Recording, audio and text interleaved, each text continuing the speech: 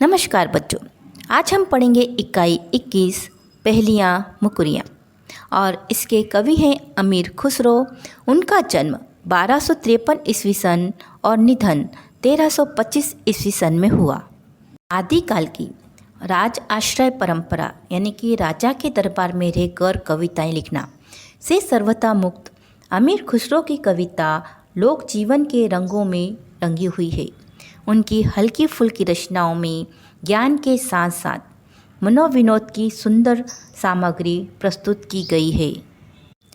संकलित पहेलियाँ और मुकरियों में मानव जीवन की जिज्ञासा, कौतूहल और रहस्यों का विनोदपूर्ण शैली में उद्घाटन किया गया है।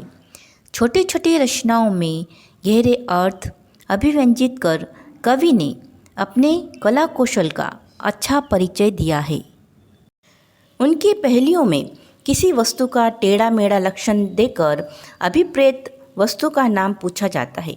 मुकरियों में आरंभ में कही गई बात का खंडन करते हुए सही बात की ओर संकेत किया जाता है। इन पहेलियाँ मुकरियों में विनोद के साथ ज्ञान परोसा गया है। इनके द्वारा विद्यार्थियों के ज्ञान की कसौटी भी हो जाती है, साथ ही साथ चिंतन और जिज्ञासा भी जागृत होती रहती है। चलो अब हम सबसे पहले पढ़ते हैं पहेलियाँ। जूता पहना नहीं, समोसा खाया नहीं, क्यों? क्योंकि जूते में तल्ला नहीं था। तल्ला यानी कि जूते का जो नीचे का भाग है उसमें वो नहीं था, और समोसा कढ़ाई में तला हुआ नहीं था तेल के अंदर, इसलिए समोसा खाया नहीं और जूता पहना नहीं। तो इसका उत्तर आएगा तला नहीं था। अनार क्यों न चखा, वजीर क्यों ना रखा, क्यों? क्योंकि अनार के अंदर दाने नहीं थे। अगर अनार के अंदर दाने नहीं होंगे तो आदमी खाएगा क्या? और वजीर क्यों नहीं रखा? क्योंकि वजीर दानेदार यानी कि बुद्धिशाली नहीं था, इसलिए वजीर नहीं रखा। तो इसका उत्तर आएगा दाना न था। रोटी जली क्यों, घोड़ा अड़ा क्यों, पान सड़ा क्यों? रोटी क्यों जल गई?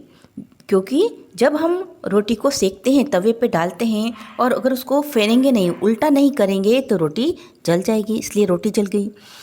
घोड़ा अड़ा क्यों? क्योंकि घोड़े को हमेशा हर रोज़ घुमाने के लिए लेकर जाना पड़ता है, सवारी के लिए तैयार करने के लिए, पर उसको घुमाने यानी फेरने के लिए नहीं ले गए, इसलिए वो अड़ गया। पान सड़ा क्यों?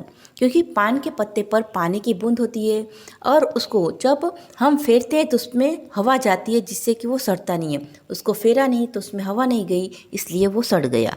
तो इसका उत्तर आएगा फेरा न था।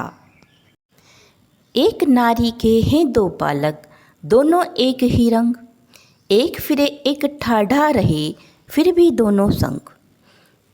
यानी कि यहाँ पर कहा गया है कि जो चक्की है उसको नारी की उपमा दी गई है, और उसके जो दो पार्ट होते हैं उसको उसके दो बच्चे बताए गए हैं।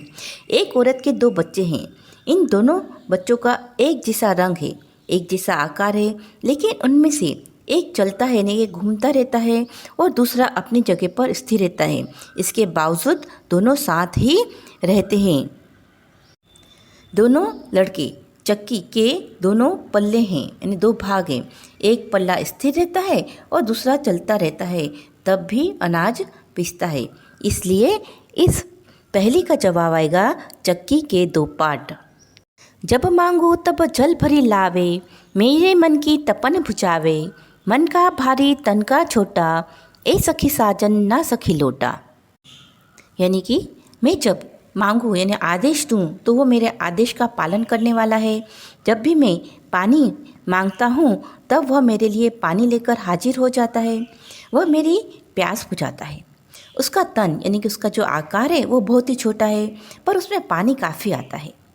एक सखी प्रश्न पूछने वाली सखी से कहती है कि सखी क्या यह साजन है? तो जवाब में वह सखी कहती है कि नहीं, ये साजन नहीं, यह तो लोटा है। वो आवे तो शादी होए, उस बिना दूजा और न कोई, मीठे लागे वाके बोल, ए सखी साजन ना सखी ढोल। शादी ब्याह में उसका आना आवश्यक है, यह काम और कोई नहीं कर सकता। इसके स्वर बहुत मीठे लगते हैं। एक सखी प्रश्न पूछने वाली सखी से पूछती है कि सखी क्या वो साजन है। तो जवाब में पहली सखी कहती है कि नहीं, वो साजन नहीं है, वो केवल ढोल है, क्योंकि ढोल के बगैर शादी नहीं होती। उसके शब्द हैं बहुत ही मीठे लगते हैं, इसलिए जवाब में क्या आएगा, ढोल।